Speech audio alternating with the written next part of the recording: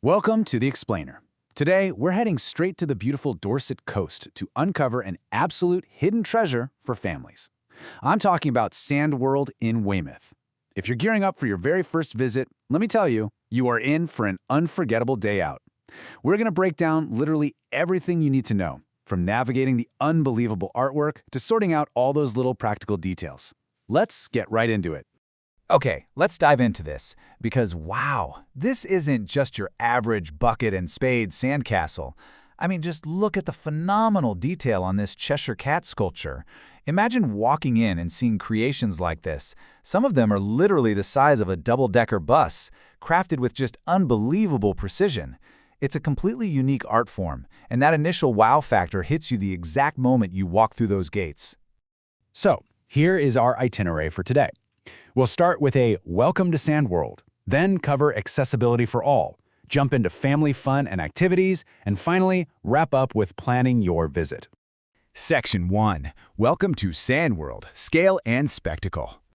So tucked away inside Lodmore Country Park, you'll find the UK's only all-weather sand sculpture festival. And when we talk about scale here, we really mean it. 2,000. That is the number of tons of sand used at this festival. To put that completely wild number into perspective, that's the equivalent weight of over 1,200 cars. Internationally renowned sculptors use all of that sand to create over 15 breathtaking, giant sculptures, which can take anywhere from 5 days to a whopping 3 weeks to finish. But you know, the real secret behind this incredible art, it actually lies in the sand itself. You might be wondering, why Weymouth? Well, because the damp sand here features this exceptionally fine 0.15 millimeter grain. It's literally considered among the best in the entire world for sculpting. When artists mix this uniquely fine, textured sand with water and pack it down super tightly, it holds that unbelievable, sharp detail, just like you saw on the Cheshire Cat. Section 2. Accessibility for all. A hassle-free experience. Let's move to Fingerland and see how this builds. Because when you're traveling with family, whether you're pushing a heavy stroller or accompanying a wheelchair user, knowing the ground logistics beforehand is absolutely crucial. And at SandWorld, accessibility is built right in, literally from the ground up. The entire site is perfectly flat, no awkward steps to contend with. You start off on a paved flagstone entry, transition smoothly onto wooden floorboards, and then onto a heavy-duty, non-slip plastic gridded walkway. A slight metal ramp takes you seamlessly right into the main marquee. It is a completely hassle-free, fully inclusive setup. But hey, accessibility isn't just about getting around, right? It's about actually joining in. The team there has built these fantastic wheelchair-friendly sand sculpting tables at 2 different heights. So this means everyone, absolutely everyone, can get their hands in the sand and join the creative process, right from a seated position. Plus, it's a great option if you want to participate, but maybe avoid getting completely covered in sand. Now, what about your 4-legged family members? The official policy is that well-behaved and, quote, emptied dogs are totally welcome. And that specific wording is actually a very thoughtful, practical rule. It's really just there to protect those fragile, multi-thousand-pound sculptures from, an overly energetic pet, and to ensure perfect hygiene in the public sandpits for the kids. Section 3. Family fun and activities. Dive into the sand. Okay, looking at amazing art is fantastic, but let's be real. Kids eventually want to get their hands dirty. Luckily, the venue is mostly undercover in marquees, so it's a perfect rainy day lifesaver. Inside, you've got a massive 150 square meter all-weather sand pit loaded with tools and water for everyone to try sculpting. Plus, there's a dedicated under-5s area, a super engaging fun fact quiz to keep older kids hooked as they tour the sculptures, and even a really neat fill-your-own sand art bottle activity.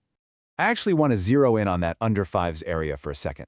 If you have toddlers, you know for sure they need to move at their own speed.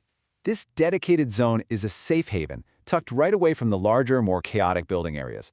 It is just bursting with playhouses and toys, totally tailored so the littlest sculptors can play safely while the parents finally get to take a breather. And this brilliantly illustrates just how contagious the creative energy is here.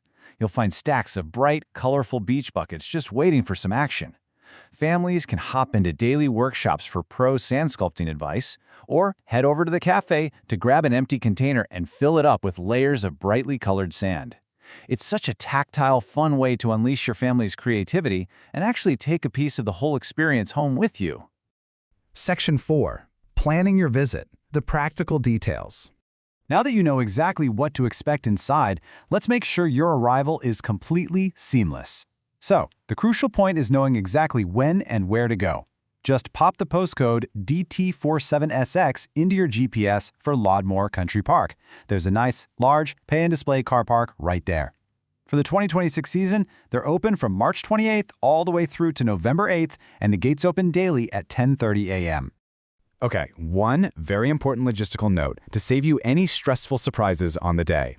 Because of how the site is set up, there is actually no plumbing, which means no toilets directly inside SandWorld itself.